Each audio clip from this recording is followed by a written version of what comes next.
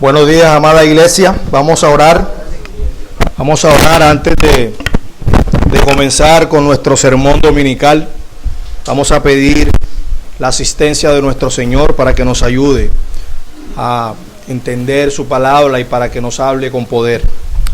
Amado Padre que estás en los cielos, oh Señor, en el nombre precioso de tu Hijo Jesús, nuestro suficiente Salvador, nos acercamos a ti en esta mañana nuevamente, suplicando, Señor, que nos asistas con poder, que nos hables, oh Señor, que nos alientes, que nos consueles, que nos exhortes. Sobre todo, Señor, que nos ayudes a seguir en el peregrinaje de la fe con gozo, con mansedumbre, con alegría. Padre, yo te ruego por mis hermanos, por tu pueblo aquí congregado, Señor, por tu iglesia, que en este día viene a tus atrios con el propósito de escucharte. Te suplico, mi Señor, abra sus corazones. Te suplico, Señor, les des humildad para recibir tu palabra con amor, con alegría, con gozo. Me ayudes a mí, Señor, para que pueda exponerla con fidelidad, que me guardes de mí mismo, que me guardes del error y de la herejía, que me ayudes a que solo tú, Señor, seas exaltado, solo tú, Señor, seas glorificado, que cada uno de mis hermanos y yo, Señor, salgamos de este lugar de gozo, llenos de alegría, pero sobre todo, Señor, exaltando y glorificándote cada día más, porque solo tú eres digno, Señor. Por favor, te lo pedimos y te lo suplicamos en el nombre precioso de tu Hijo Jesús y para su gloria. Amén y amén. Acompáñenme, mis hermanos, a Mateo, Evangelio según San Mateo, capítulo 5. Vamos a continuar con la serie expositiva sobre el Sermón del Monte. Mateo capítulo 5. Les invito a que se coloquen sobre sus pies. Vamos a leer el versículo 5. Mateo 5:5. Leo la bendita palabra del Señor.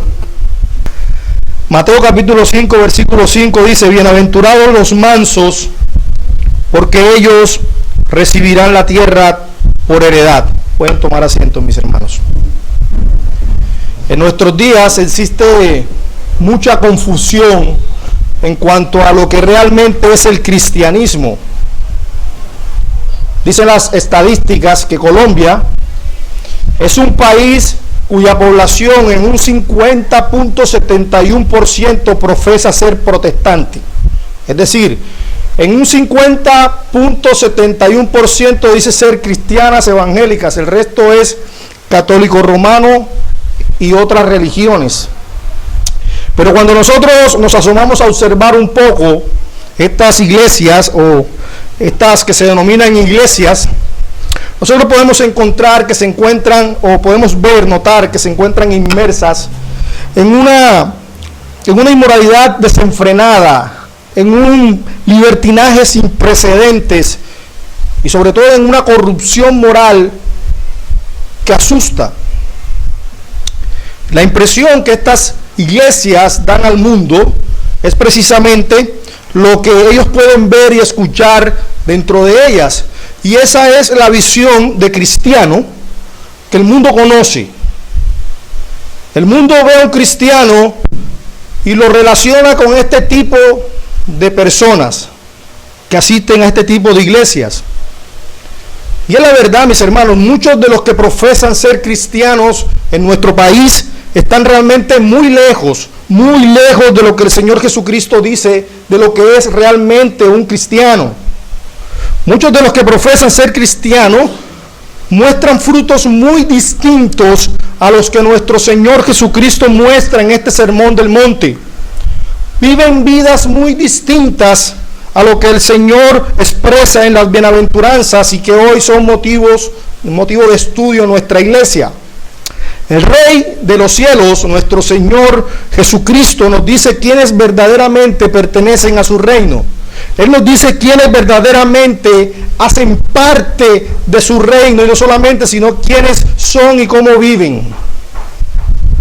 Hermanos, si nosotros en verdad viviéramos a la luz del Sermón del Monte, la opinión que el mundo tuviera hoy del cristianismo fuera radicalmente distinta, fuera completamente otra a la visión y al concepto que hoy tienen de cristianismo.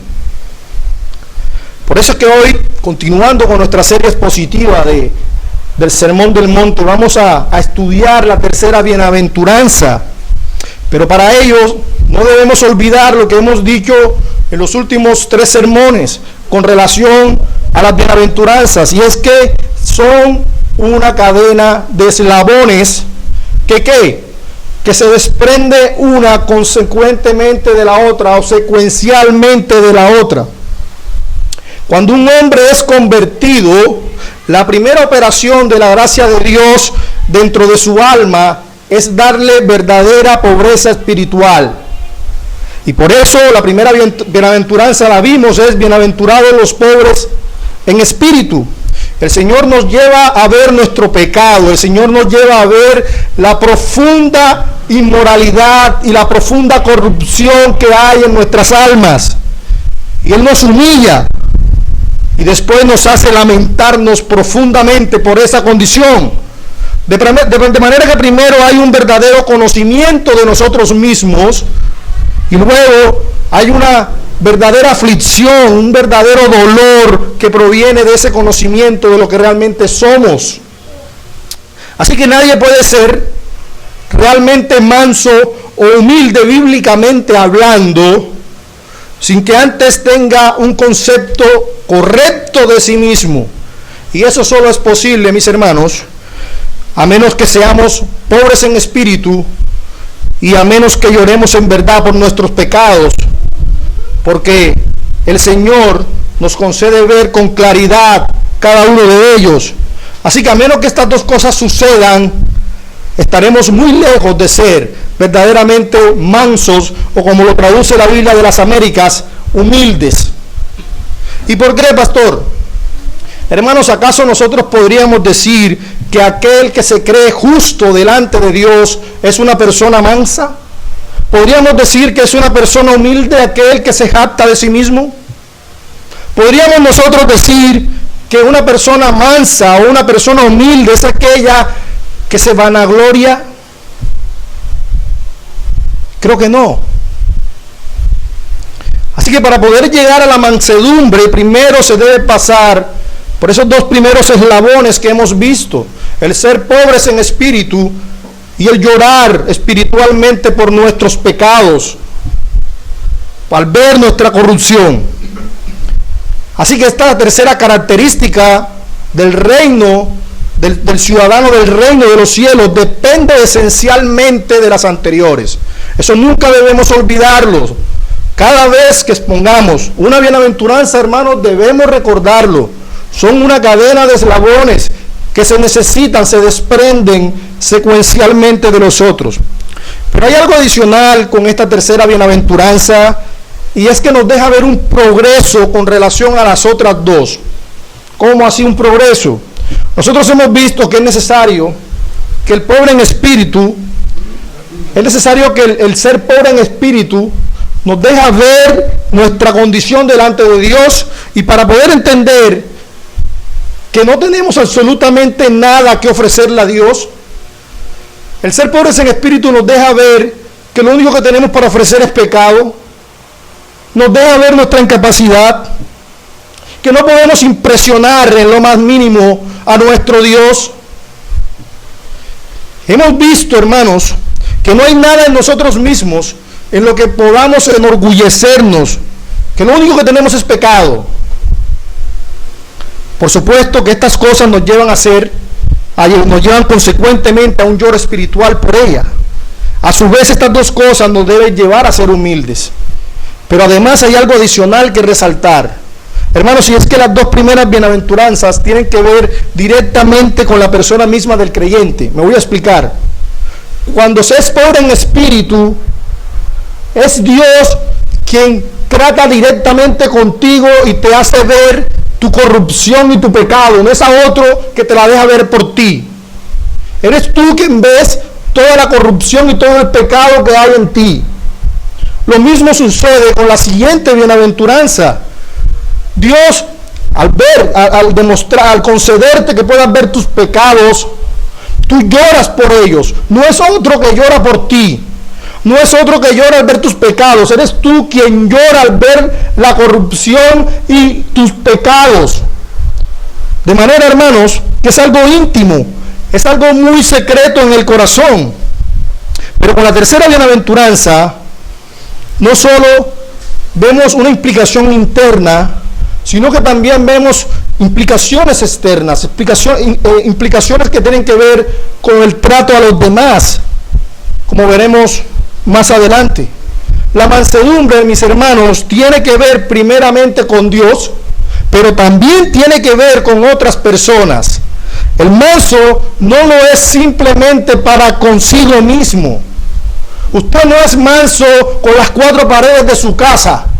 Usted no es manso con el televisor, ni es manso con el abanico, sino que usted es manso para con los demás, para con su esposa, para con sus hijos, para con sus compañeros de trabajo, para con sus hermanos en la iglesia. De manera que la mansedumbre tiene implicaciones internas y también externas. Y el propósito, hermanos, de este sermón es precisamente considerar lo que la Escritura dice con relación a qué es la mansedumbre y también cuál es la recompensa de esa mansedumbre. Y nuestro sermón lo vamos a dividir precisamente dando respuesta a esas dos preguntas. ¿Qué es la mansedumbre y cuál es la recompensa de la mansedumbre? Así que veamos en primer lugar qué es la mansedumbre. Y como es costumbre, ¿cierto? Ya es costumbre acá en esta iglesia, que para poder entender el concepto de algo, empezamos por explicar más bien lo que no significa. Porque de esa manera, pues podemos entender fácilmente lo que realmente sí es. Porque lastimosamente la mansedumbre es a menudo muy, muy mal interpretada. Así que en primer lugar, ser manso no es ser falto de carácter. Escuchen esto. Ser manso no es ser falto de carácter. Muchas veces nosotros creemos que la mansedumbre define a cierto tipo de persona con un determinado temperamento, con un determinado carácter, con una determinada personalidad. Pero eso no es mansedumbre. El Señor Jesucristo nos llama bienaventurados a las personas naturalmente apacibles. La mansedumbre bíblica es una cuestión de fe, hermanos. No es una cuestión de temperamento humano. Ahora bien, debemos decir que efectivamente sí existen personas débiles de carácter, personas que se dejan pisotear, personas que se dejan vulnerar sus derechos, personas que no hacen lo mínimo por defenderse y ellos lo confunden con mansedumbre. Pero eso, hermanos, no es mansedumbre.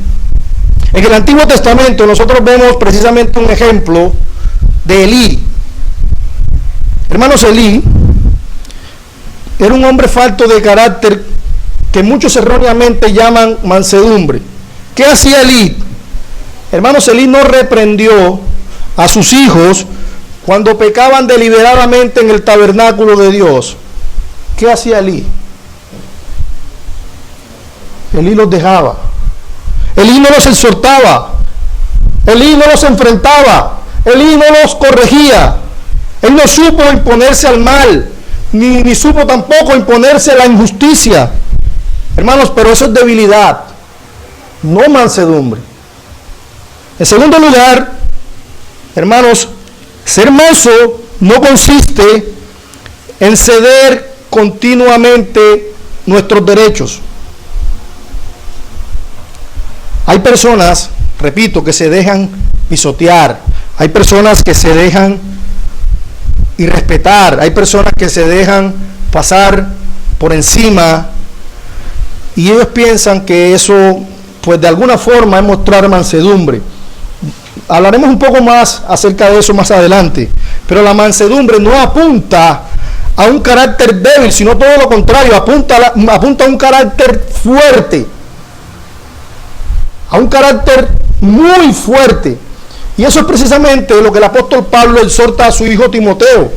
¿Qué le dice Pablo a Timoteo en 2 Timoteo, capítulo 2, versículo 25?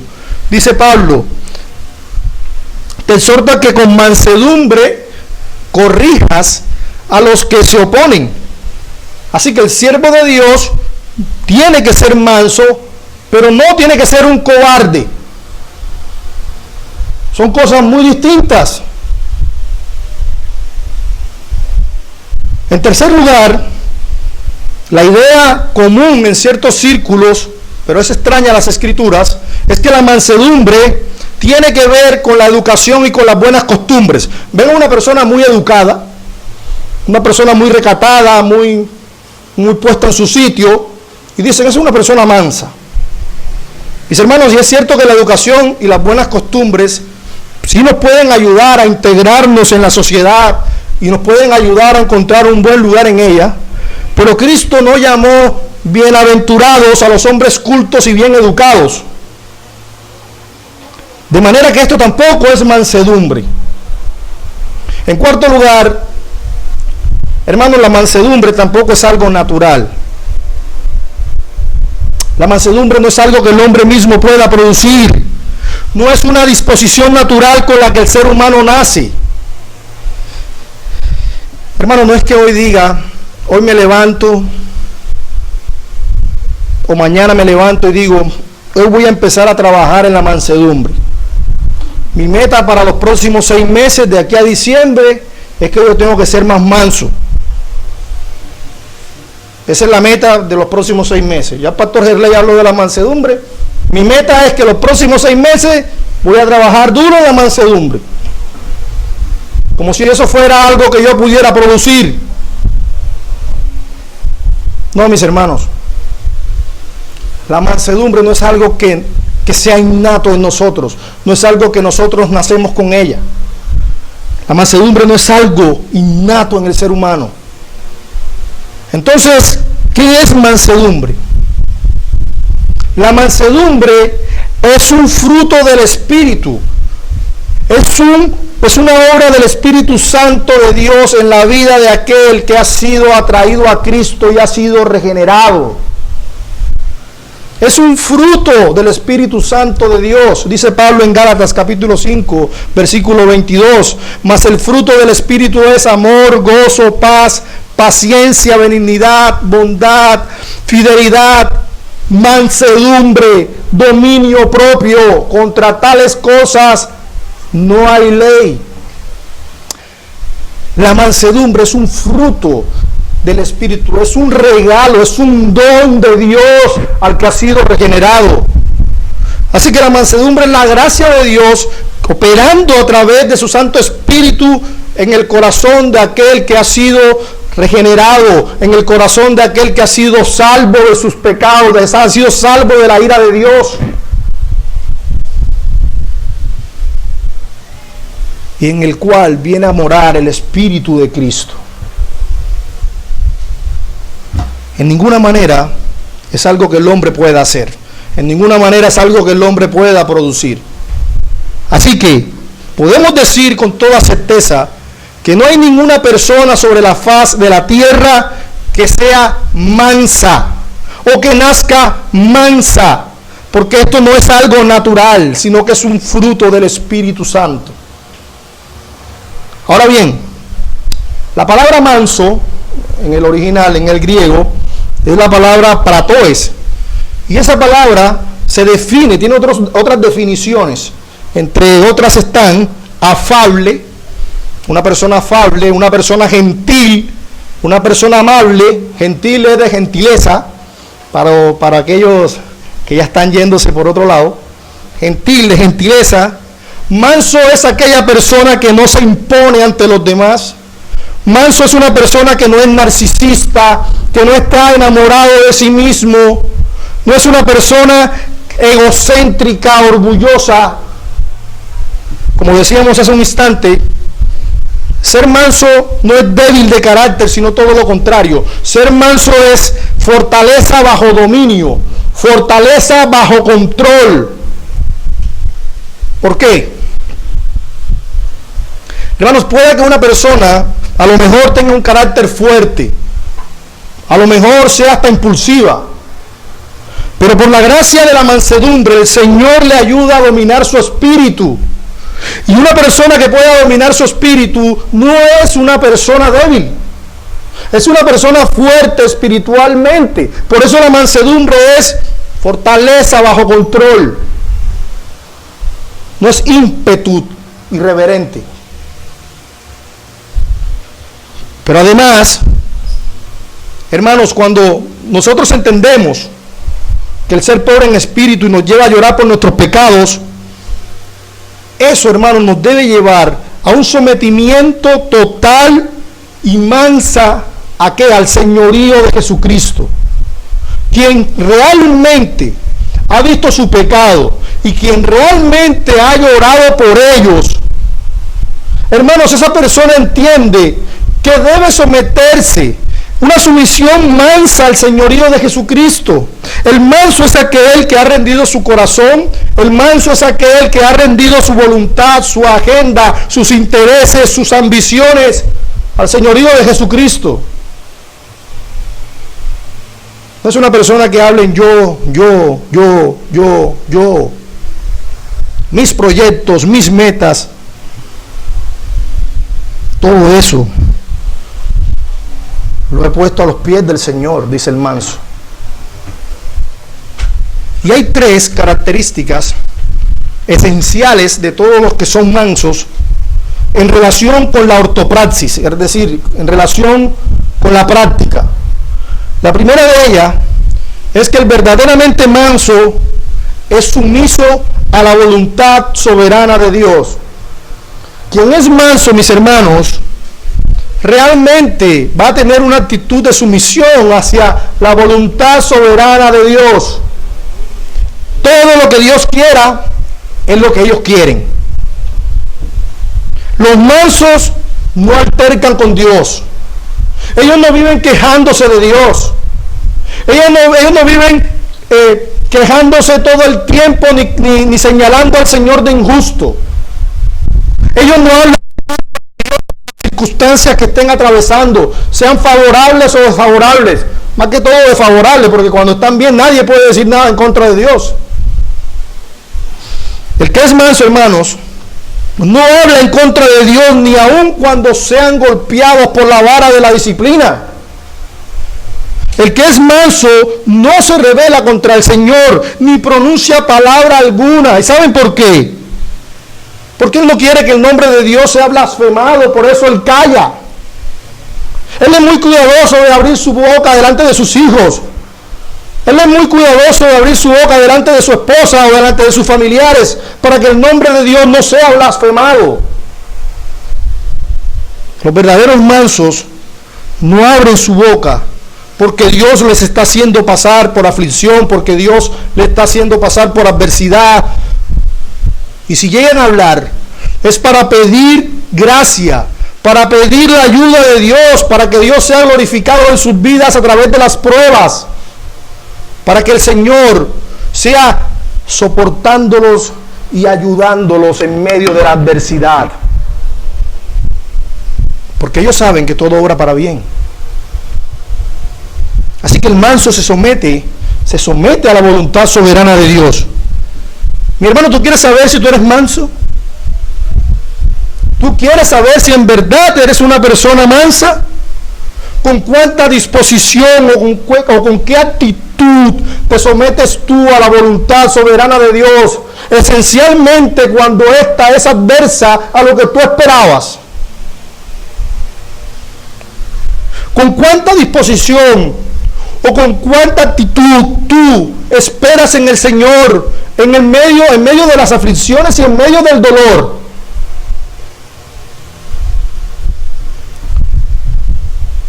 ¿Con qué actitud tú te gozas en medio de las pruebas y reconoces que es Dios, no Satanás, es Dios quien te está llevando por ellas?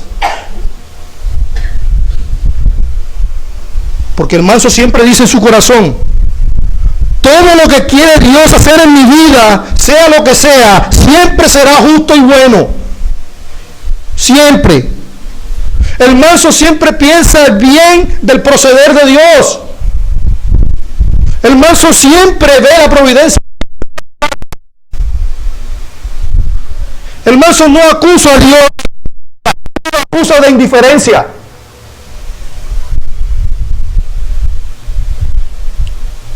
El manso no sienta a Dios en el banquillo de los acusados.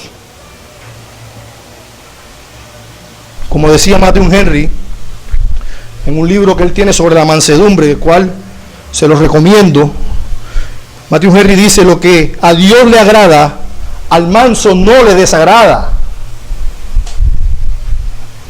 Lo que a Dios le agrada, al manso no le desagrada. Hermanos, y esto no quiere decir, por supuesto, que las pruebas y adversidades no resulten para nosotros incómodas o no resulten para nosotros dolorosas. Seríamos unos insensibles si dijéramos que no nos duelen las pruebas, las adversidades, las aflicciones. Eso no quiere decir, sino que en la mente del manso y en el corazón del manso, él se somete a la voluntad soberana de Dios, sea cual sea la circunstancia, porque él sabe que la voluntad de Dios es justa, agradable y perfecta. Es justa, agradable y perfecta. Romanos 8:28, yo creo que es un pasaje que todos saben de memoria. Porque a los que aman a Dios, todas las cosas ayudan a bien. Pero eso no aplica para todo el mundo. ¿Qué dice Pablo? A los que conforme a su propósito son llamados. Eso aplica para los mansos. Hermanos, eso aplica para ti si estás en Cristo. Es por eso que nosotros no escuchamos decir a los mansos: es que no he tenido buena suerte los últimos días. Nosotros no escuchamos decir a los mansos: es que los planetas no se han alineado a mi favor, como dicen algunos insensatos allá afuera.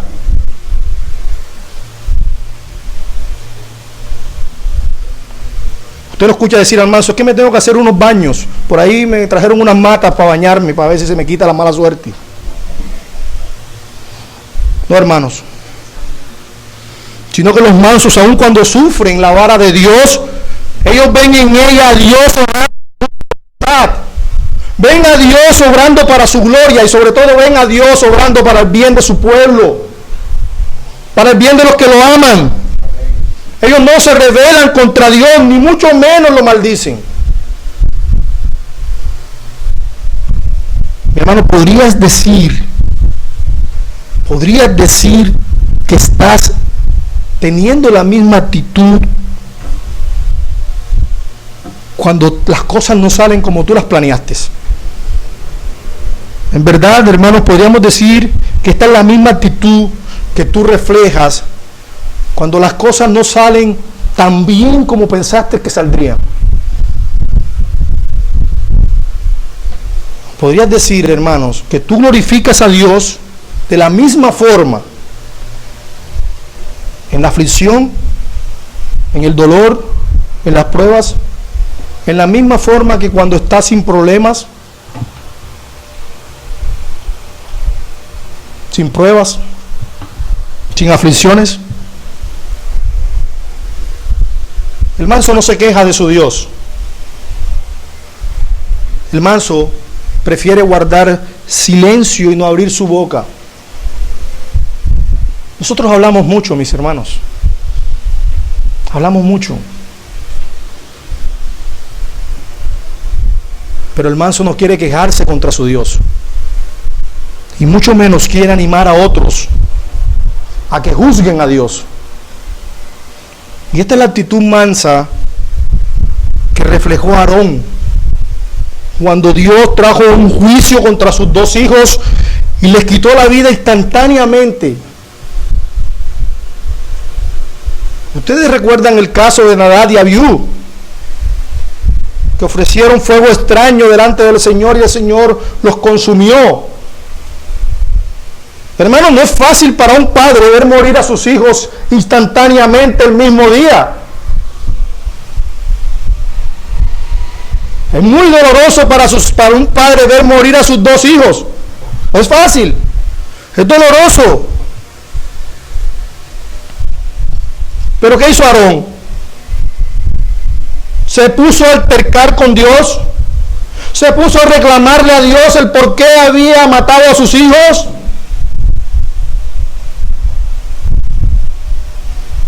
Dice en Levítico 10, versículo 3, que Aarón guardó silencio.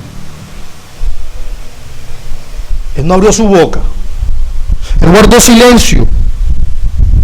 Un silencio sumiso a la voluntad soberana de Dios. ¿Y qué decir del caso de Job? Hermanos, Job perdió todas sus posesiones, perdió todos sus hijos el mismo día. Hermanos, nosotros perdemos el bus.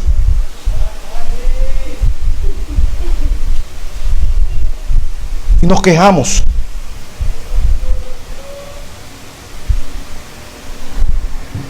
Job perdió sus hijos, todos sus hijos, sus posesiones, todo lo perdió en un día.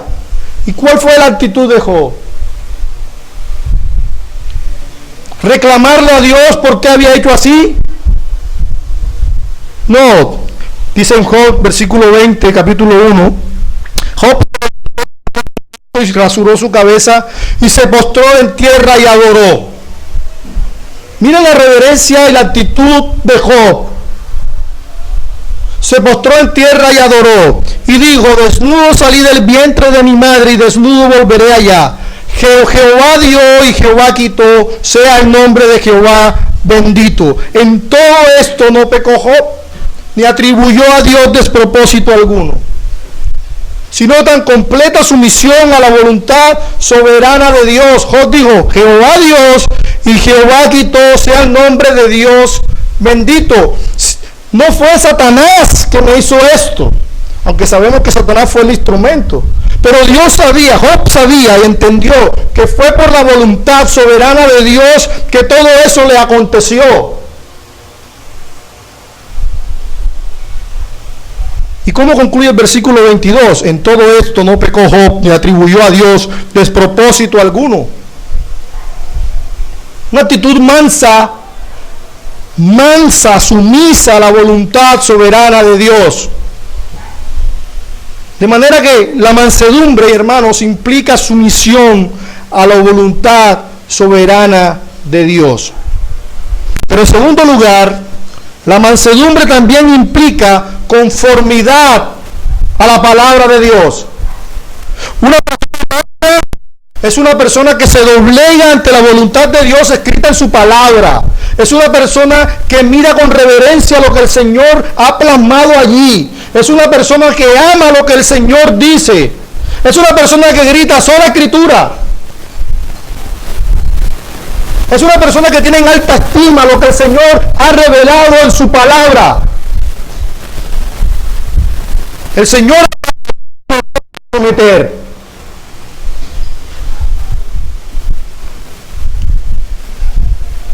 Pregunta el Señor en Lucas, capítulo 6, versículo 46. ¿Por qué me llamáis Señor, Señor, y no hacéis lo que yo digo? ¿De qué nos vale decir que reconocemos el señorío de Jesucristo llamándole Señor, Señor? ¿De qué vale nuestro Señor y que es nuestro Salvador, hermanos, si en la práctica no hacemos lo que Él dice?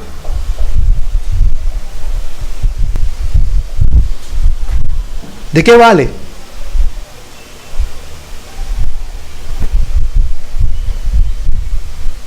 Por eso, más adelante el Señor va a decir en Mateo: no todo el que me dice Señor, Señor entrará en el reino de los cielos, sino el que hace la voluntad de mi Padre. ¿Y cuál es la voluntad de Dios, hermanos? ¿Será que el Señor me la va a susurrar al oído? Por supuesto, Él tiene el poder para hacerlo. Él es un Dios todopoderoso y soberano. Pero la voluntad de Dios ya Él la reveló en su bendita palabra. El que es manso no deja que sea su corazón. El que es manso no deja que sean sus emociones los que le dicten cómo actuar, cómo hablar, cómo reaccionar, cómo pensar. El manso no toma decisiones con base en sus sentimientos. Es que yo me siento mejor así, por eso hago esto. No. El manso no toma decisiones conforme a su corazón. Es que lo que mi corazón me dicta, eso tengo que hacer. No. El manso deja que sea la bendita palabra de Dios quien lo guíe. El manso filtra absolutamente todas las cosas por la palabra de Dios, incluso aquellas que parecen buenas. Es que a mí me empezó a gustar la hermanita de la iglesia, pero yo soy casado. ¿Será que es la voluntad de Dios que yo deje a mi esposa y me case con la hermanita de la iglesia?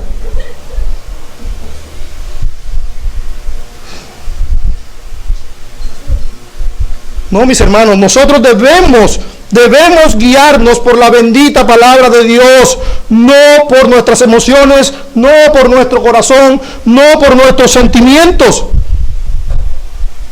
Y lastimosamente eso es lo que pasa en muchas iglesias.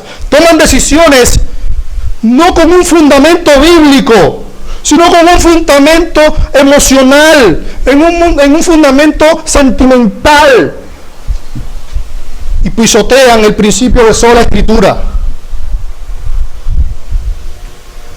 Pisotean la voluntad revelada de Dios en su escritura. Hermanos, la mansedumbre nos hace moldeables a la palabra de Dios. Es decir, nos da una disposición espiritual para que nosotros, hermanos, nos neguemos a nosotros mismos y tratemos siempre de buscar hacer la voluntad de Dios escrita. Eso es lo que el Espíritu Santo hace en nosotros, para que obedezcamos la palabra de Dios, cueste lo que cueste.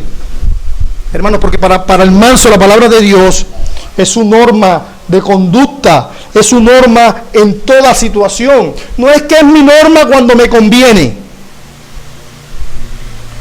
Ok, yo tomo decisiones bíblicamente nada más cuando estoy en la iglesia para acusar y señalar al hermano.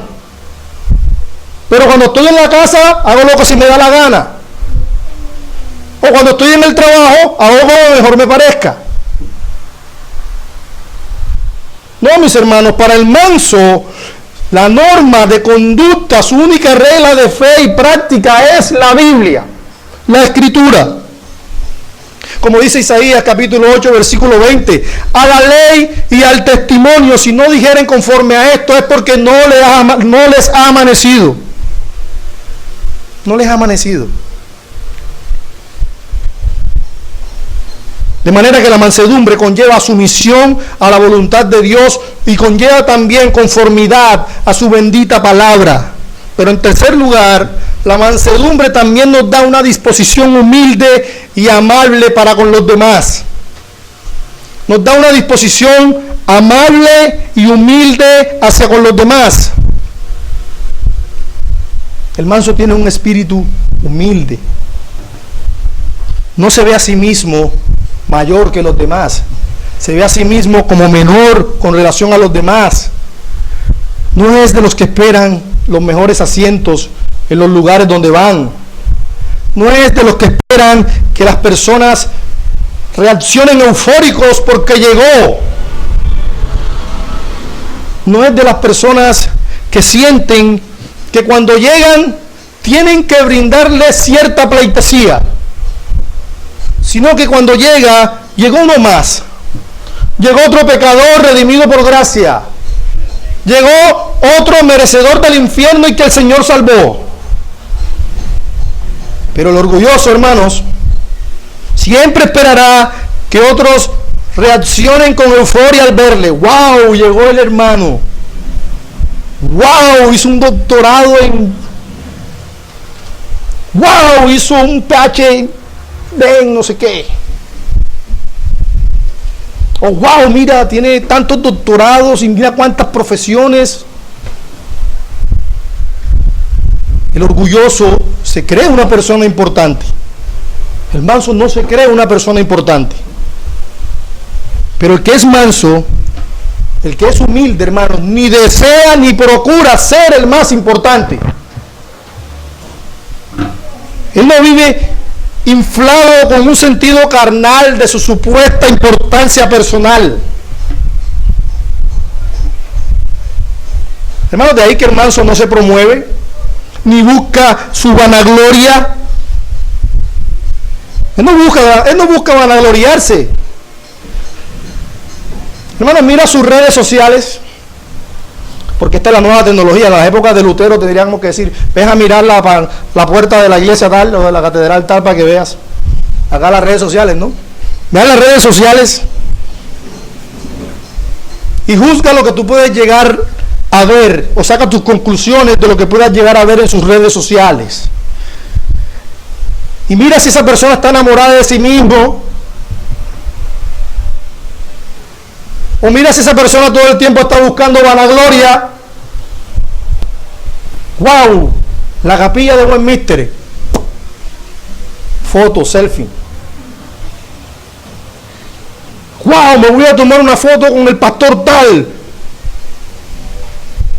¡Oh, wow! Mira, llegó tal predicador, me voy a tomar una foto. Oh, hey, cuando esté predicando, por favor, no se te olvide tomarme la foto.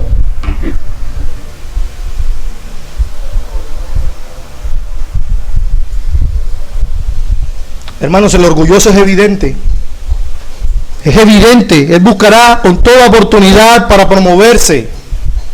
Él va a buscar todo el tiempo mostrarse. Puedes ver sus redes sociales. Puedes verlas. ¿Qué vas a encontrar allí? Promoción personal. Todo el tiempo vanagloria. Encontrarás una persona que presume mucho de sí misma.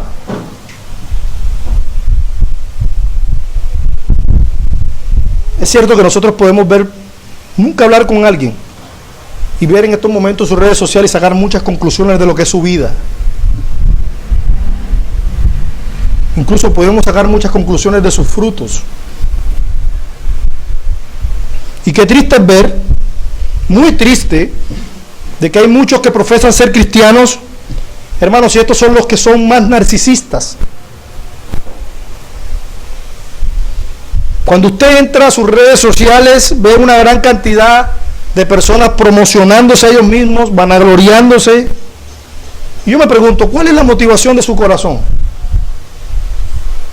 ¿Realmente es la del exaltar a Cristo? Porque hay algo que nosotros jamás podemos olvidar. Y si lo hemos olvidado, hoy se lo recuerdo. Nosotros somos representantes de Cristo. ¿Pero qué? Nada más en la iglesia. Mi hermano, tú eres representante de Cristo nada más los domingos en la iglesia. Porque si piensas así, hermano, tú estás viviendo un cristianismo completamente equivocado. Nosotros somos representantes.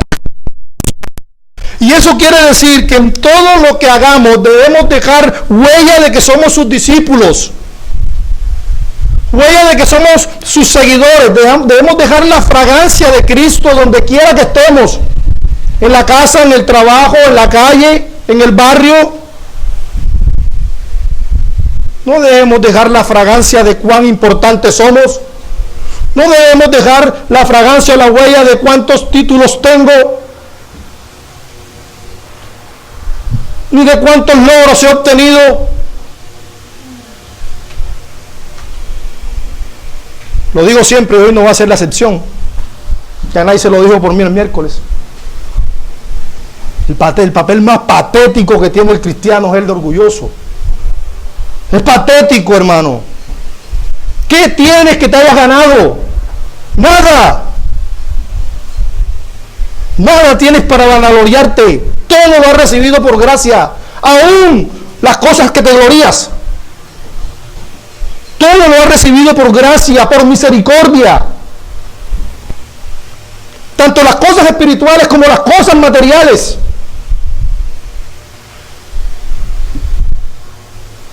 Por eso es que Pablo decía, lejos esté de mí gloriarme, sino en la cruz de mi Señor. El manso, hermanos, él reconoce, él no niega las cosas que Dios le ha dado. No es que nosotros neguemos las cosas que el Señor nos ha dado, pero lo que sí lo hacemos es promovernos a nosotros mismos por esas cosas que Dios nos ha dado. No usamos esas cosas que Dios nos ha dado para exaltarnos, para pasar por encima de los demás, para creernos superiores a los demás. Hermanos, el manso sabe que su sistema de valores es espiritual. El valor de él, su valor no está en la ropa de marca que usa. Su valor no está en los lugares prestigiosos que visita. Su lugar no está en las posiciones que tiene.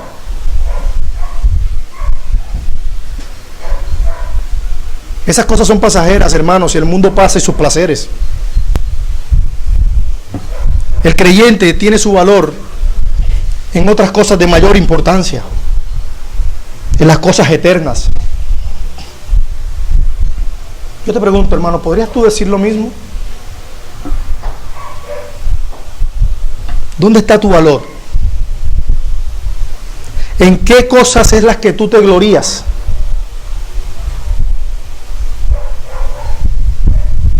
¿En qué cosas son las que tú te sientes realizado? Porque eso es lo que dicen muchos allá afuera, ¿no? Me siento realizado porque ya tengo esto o aquello.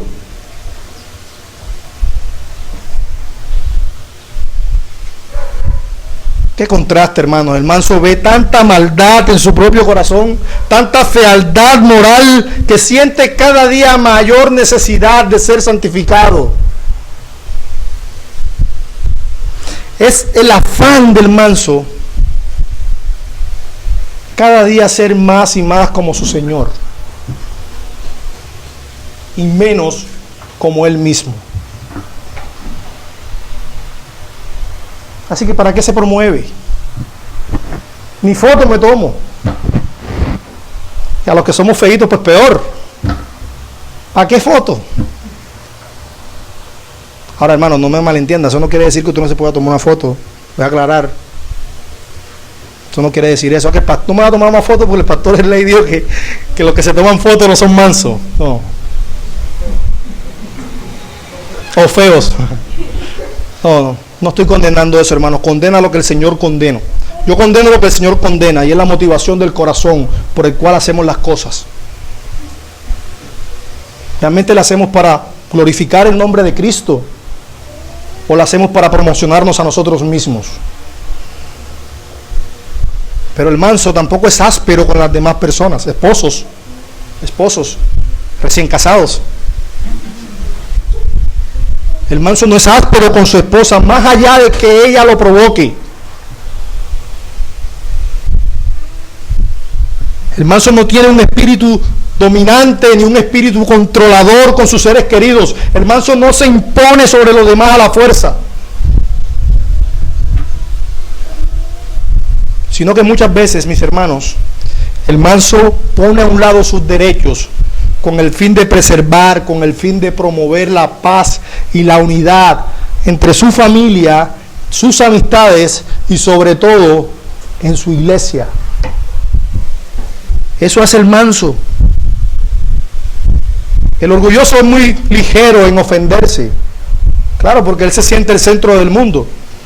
Incluso cualquier broma la toma en serio y se ofende. Pero el manso no es ligero en ofenderse. Él a veces lo ofende y ni cuenta se dio que lo ofendieron. Llega el hermano a pedirle perdón. Mi hermano, perdóname porque tal día ni me di cuenta que me hiciste eso, mi hermano, pero de todas maneras. Pero el que es orgulloso sí. Hoy no me habló, hoy no me miró, hoy no me saludó.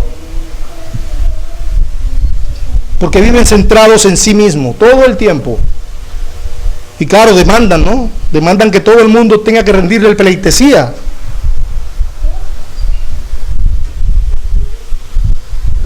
Nuevamente pregunto, ¿eres tú así, mi hermano? ¿Eres tú así, mi hermana? ¿Reaccionas así cuando alguien peca contra ti? ¿Cómo reaccionas cuando alguien comete un error contigo? ¿Cómo reaccionas cuando alguien peca contra ti? ¿Te le vienes encima con palos? ¿O actúas con mansedumbre?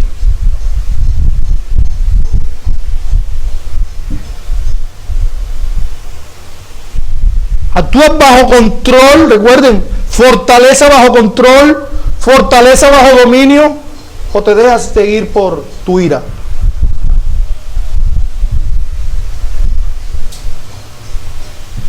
Hay algunas personas que son muy amables y mansas mientras nadie los moleste.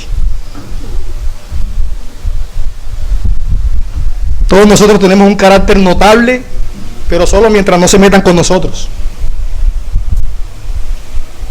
Pastor, yo sí tengo mansedumbre, pero cuando se meten conmigo,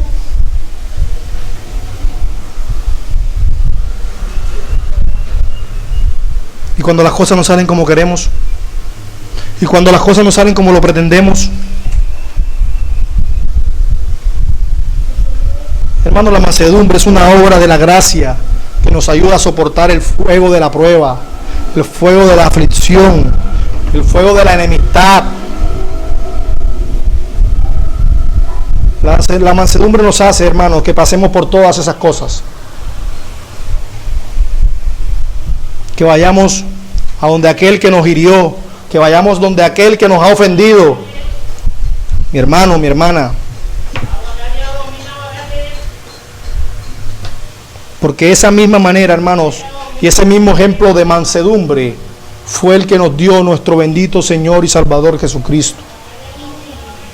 El Señor Jesucristo es el ejemplo más grande de mansedumbre que jamás nadie puede tener.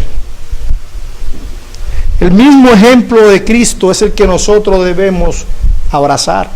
Dice el Señor en Mateo capítulo 11, versículo 29. Aprended de mí, que soy manso y humilde de corazón. Aprended de mí, que soy manso y humilde de corazón. Miren, el Rey de Reyes y Señor de Señores. Él mismo pregunta en Lucas 22, 27, ¿cuál es el mayor? ¿El que se sienta a la mesa o el que sirve? ¿No es el que se sienta a la mesa? Es el que se sienta a la mesa, claro que sí. Sin embargo, dice el Señor, entre vosotros yo soy como el que sirve.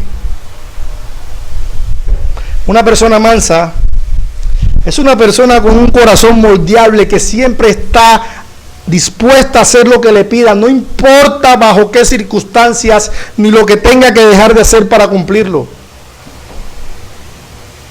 Todo lo que él desea es agradar a Dios y estar alineado con su voluntad. Y eso fue lo que hizo nuestro Señor Jesucristo. Siendo Dios, no le importó, hermano, tomar la condición de hombre y humillarse a sí mismo, haciéndose obediente hasta la muerte y muerte de cruz. ¿Será que existe una persona más importante que nuestro Señor Jesucristo? Por supuesto que no. Por supuesto que no. Bueno, este fue el mismo que dijo, aprended de mí, que soy manso y humilde de corazón. No manso y humilde de corazón en palabras, porque allí todos somos mansos y humildes. Es difícil encontrarse a alguien que diga que es orgulloso. Todos somos mansos y humildes en palabras, pero nuestro Señor Jesucristo no fue manso y humilde en palabra, sino en acciones. Jesús no solo escuchó al Padre y estuvo de acuerdo con Él, sino que Él lo demostró con acciones. Él se sometió y vino a hacer y a ejecutar su obra.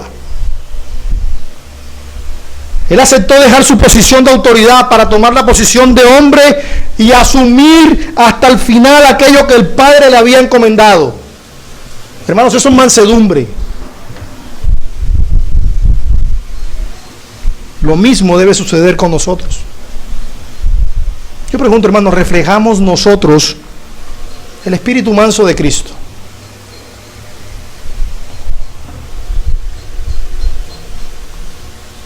Cuando en la empresa nos dan una orden, que no me parece muy buena, pero es una orden que no va en contra de la voluntad de Dios ni en contra de su ley. Pero es que a mí no me parece. Actuamos con mansedumbre. O cuando tu hermano peca contra ti, actuamos con mansedumbre. Nuestro Señor dijo: bienaventurados los mansos, porque ellos recibirán la tierra por heredad. Y esta es la segunda promesa que vamos a considerar en segundo lugar. ¿Cuál es la promesa, hermanos, o la recompensa de la mansedumbre? Y noten que esta promesa es similar a lo que dice el apóstol Pablo en 1 Timoteo capítulo 4 versículo 8. Dice Pablo: la piedad para todo aprovecha, pues tiene promesa de esta vida presente y de la venidera. Nada es más poderoso que la mansedumbre. Y el manso, mis hermanos, es el que hereda la tierra en ese sentido. Hay un debate teológico en a qué se estaba refiriendo nuestro Señor Jesucristo cuando hablaba de heredar la tierra. ¿Se lo estaba refiriendo al mundo presente? ¿O se estaba refiriendo a la tierra como tal? ¿O se refiere al mundo venidero? Los mansos reciben la tierra en otro sentido. Y ellos, hermanos, disfrutan lo que tienen. Voy a citar a Charles Spurgeon. Él dice: si ustedes me presentaran a un hombre que disfruta de la vida a plenitud, yo les diría de inmediato que es un hombre manso y de espíritu tranquilo. Dice él: el gozo de la vida no consiste en la posición de los bienes o en las riquezas. Hay muchos ricos que son completamente miserables y hay muchos pobres que son igualmente miserables. Pueden experimentar la miseria o pueden experimentar felicidad, de conformidad al estado de su corazón en cualquier condición de su vida. Fin de la cita. Hermanos, el hombre manso es agradecido, es feliz, está contento con lo que tiene, aunque a veces eso que tiene no le alcanza.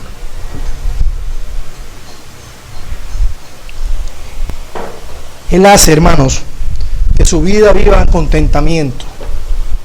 Por supuesto, es un contentamiento que solo da Dios.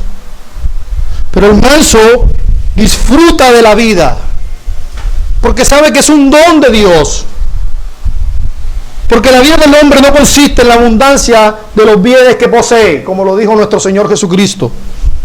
Dirá alguien: pero eso no es recibir la tierra por heredad. Eso es recibir nada más una porción de ella. ¿Cierto? Bien. Es heredar, hermano, lo que necesitamos. Lo que en verdad necesitamos. Y hay un solo sentido en el que y hay otro sentido en el que el manso recibirá también la tierra por heredad. Nosotros como hijos de Dios, nosotros tenemos derechos gracias a la obra redentora de Cristo. Dice la Escritura que nosotros somos coherederos con Cristo. ¿Herederos de qué? ¿Herederos de qué?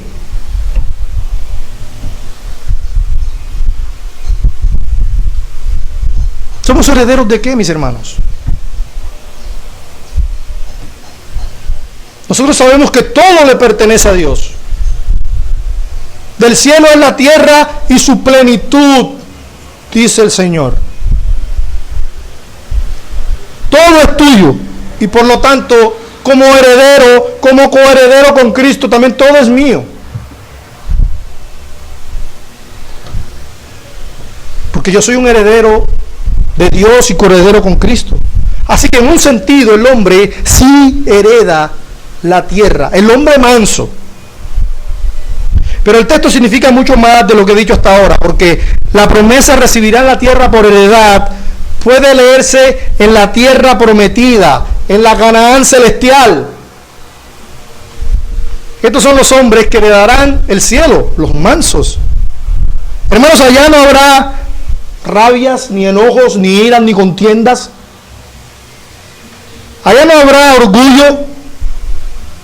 El enojo, la ira y la malicia no tendrán lugar en la ciudad celestial. Allá todos seremos mansos completamente.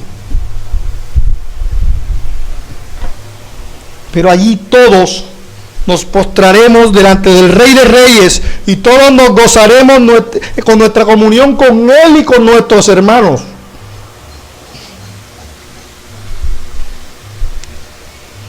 Pero el texto significa todavía mucho más.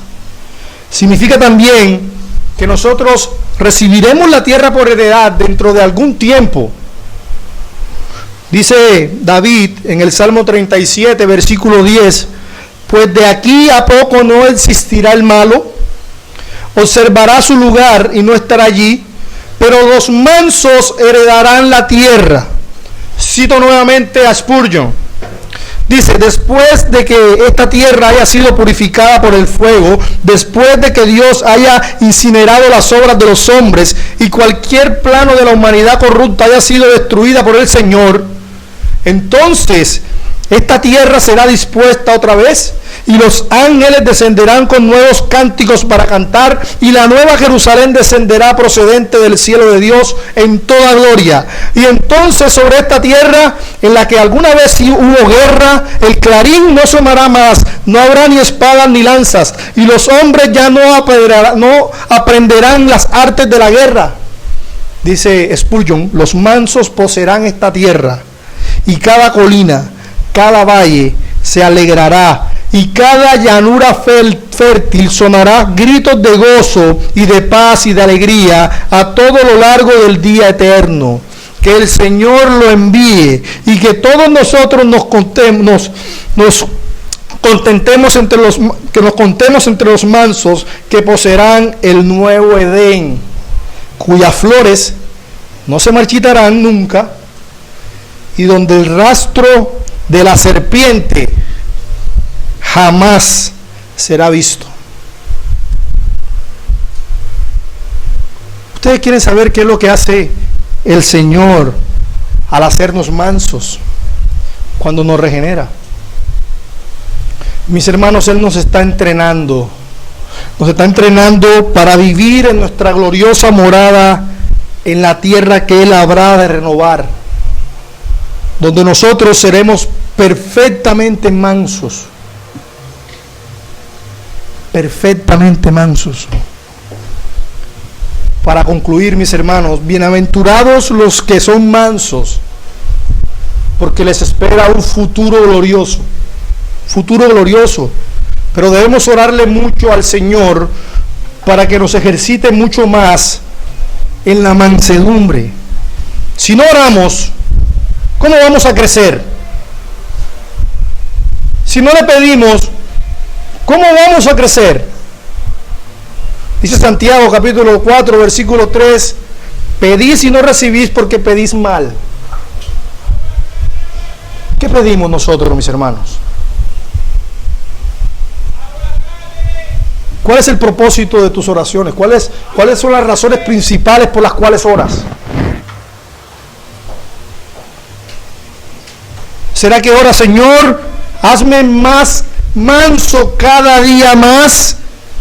Hazme más como mi Señor, humilde. Porque eso implica que cuando vengan situaciones de aflicción, eso implica que cuando venga la adversidad, cuando vengan las situaciones incómodas, sepa yo reflejar el carácter de mi Señor. Sepa yo reflejar el carácter de mi Cristo. Así que créanme, hermanos, créanme que en esta comunidad de gracia ya Dios está trabajando con nosotros para que ejercitemos la gracia de la mansedumbre. Habrá situaciones que pondrán a prueba nuestra paciencia. Habrá situaciones que pondrán a prueba nuestro perdonar, que pondrán a prueba nuestra capacidad para sobrellevar nuestras faltas. Habrá situaciones que pondrán a prueba nuestro amor hacia los demás. Habrá situaciones, hermanos, donde debemos ejercitar lo que el Señor llama que es en verdad la mansedumbre.